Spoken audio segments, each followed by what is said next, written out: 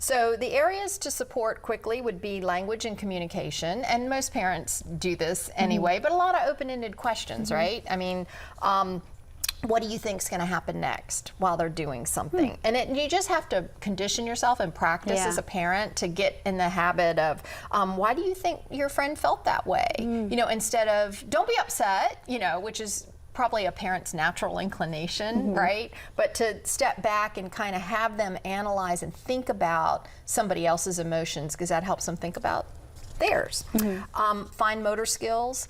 We have a long-running joke both at the museum and here about our inability to cut with scissors. We missed that day. We didn't have Kevin to help. Yeah, you should have came to preschool at the Children's Museum. I really should have, because I missed that memo. But yes, so fine motor skills, critically important, because you can't pick up a pen, you can't work a keypad, you can't do all the things you do until you have that down. Social skills, really important. Taking turns. We see this in the grocery store every day in the museum. Waiting to be in front of the green screen in the TV station at the Children's Museum. So that kind of thing. And tied with that is attention span.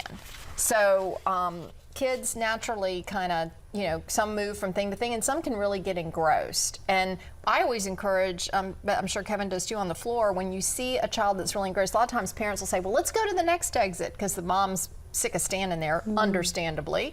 But I always try to remind them that let them go deep on something, because that is building that ability to focus, and we all could benefit from especially that. With all the media consumption now and everything's fast, fast. So if you can get them to focus on something a little longer, that's going to help them. And that's one of the reasons, like when we do programs, Kevin designs programs, and Misty and Ariel for the children in camp and different programs, and that gets them using their minds, their imaginations, and materials in front of them. So like some of the things we've shown on here with the science experiments. And then self-help skills, which I think most parents are pretty good about this, because you do want them more independent, you know, but zipping up your own coat and, you know, encouraging. Tying the shoes. Tying shoes, although everything's Velcroed now. So.